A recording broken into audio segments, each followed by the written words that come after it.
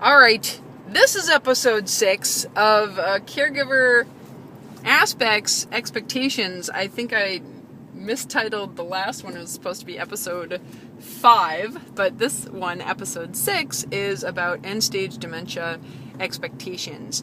Risberg, Ferris, and Cook in the early 80s had found, observing several hundred clients who had dementing illnesses of the progressive type, getting worse and worse, like Alzheimer's or Lewy body dementia or Parkinson's related dementia, vascular dementia. They found that their clients lost their skills in the reverse order that they developed them. And this theory is called retrogenesis, and there are 7 stages of cognitive decline that clients go through with these types of illnesses. Those stages are called the Global Deterioration Scale, and we've covered stages 1 through 6. Now we are on very severe cognitive decline or end-stage dementia. At end-stage dementia, the clinical characteristics that we observe at this stage include a variability in alertness. So the client might be asleep a lot of the time, very difficult to get alert. We call that very difficult to arouse their state of consciousness. You find that they start to lose all basic motor functions. So the first indicator that the client's going into this stage, it's typically that the client forgets how to walk. A walking gait pattern might become a shuffling gait pattern, or the client may just have difficulty getting their footing. They may have difficulty transferring from one position to another, forgetting how to stand, forgetting how to move out of bed, and starting to require a lot of physical assistance to move around. And this is not necessarily due to weakness, but more to their motor abilities and being able to tell their body to move in the way that they want to. And so you'll see a loss of all basic motor functions over this phase. First the walking, and then they will forget how to be continent. So we start to see some incontinence, bowel and bladder, and you see that they start to lose all verbal abilities over the course of this stage, and maybe can only say a few words. Then they forget how to feed themselves, which is a hospice marker. After that, they forget how to swallow, and the most common cause of death with dementia is aspiration pneumonia. We do see generally muscles become very rigid at this stage, and the client may start to pull themselves, as the muscles tighten, to lay down in a fetal position, and without being stretched and moved around a lot, the client could be stuck that way because the muscle fibers shorten, and this could cause what we call a contracture. And there's a number of contractures. You may see that the neck may become curved, the body can be curled up, maybe the legs always stay crossed. And this is why it's crucial to do daily stretching with your clients, which as a therapist we call that range of motion. And if the client can't actively do it, at least passively you move them around as part of their day-to-day care. Considerations at this stage definitely include hospice. If the client does not know how to feed themselves, you want to look into hospice services. Hospice services are palliative care, so it's not rehab. It's not trying to make people better. It's trying to make people comfortable for the rest of their days. So hospice as a service, usually you have a provider come into the home or the nursing facility, and the caregiver could wash the client, read to the client, provide some company for them. You get a good hospital bed. You could usually get some comfortable palliative chairs, like a Broda chair. That's a pretty versatile design that caters to a chronic and debilitating condition.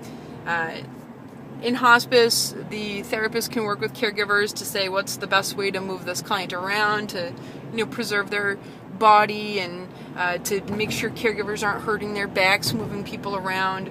We talk about mechanical equipment to help move people from their bed to a chair to sit up for a little while during the day, maybe getting an air mattress to sleep on.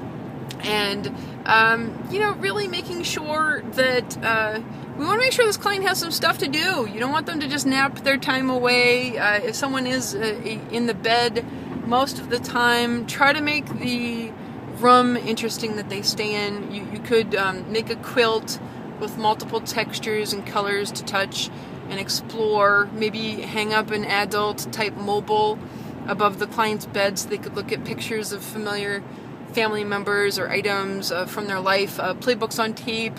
Maybe get an aromatherapy alarm clock so that they could smell different fragrances. Maybe have a body pillow to have next to their body so they feel like they have company. If they have a pet, a dog, a cat, that could keep them company and lay down in bed or lay in their lap with them. I think these are very important times. And meals offer a valuable social time for the client when they are eating. If they're out of bed, great. But if they're still in bed, sit them up in bed. Sit on their bed so that they can see you face to face. And, as you feed them, be very, very slow, bringing the spoon to their mouth so that they can really process what's going on. And, you can encourage that capability. Have them grab the spoon and help them feed themselves. Make sure that the family's getting a lot of support during this time. It can be very draining. There are caregiver support groups available. If you look at alz.org, every state chapter lists, when their meetings are in the community for caregivers, and it's nice to just kind of talk about what's going on, even if the plan is to only talk about some topic for 10 minutes and then eat cookies and juice together.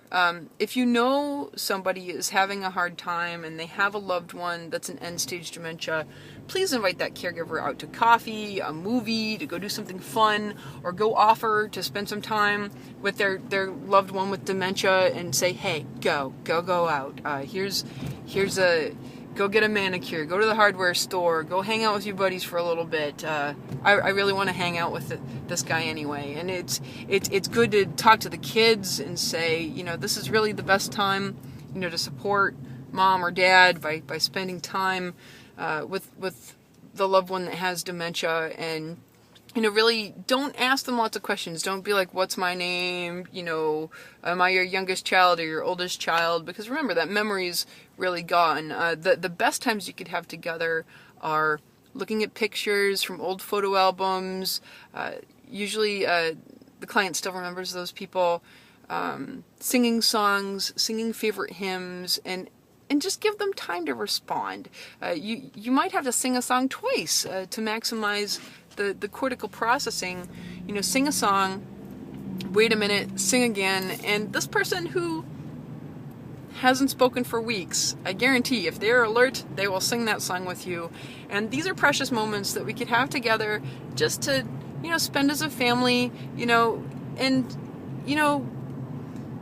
after death, you make sure that we grieve. A lot of family members feel very relieved when their loved one with dementia passes away because it was such a very long process. And it is a disease that, hurts the family very, very much, gradually losing someone that you knew. And, make sure that you have some healthy grieving, that the family is spending some time together and maybe go on a vacation together. And even caregivers that are professional caregivers, I feel that they don't grieve enough the loss of their clients. I work in geriatrics, so I lose a lot of clients, specializing in dementia every year.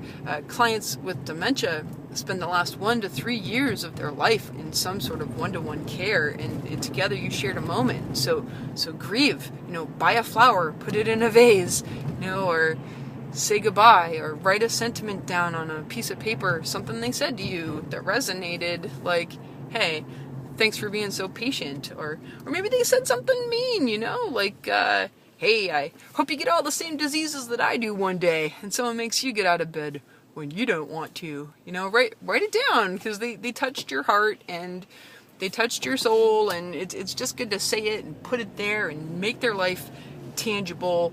And it's not always about getting better. You're born, you die, and living is what happens in between. And together we had a moment, and you want to celebrate that moment the best that you can, and making sure that we helped enhance their quality of life.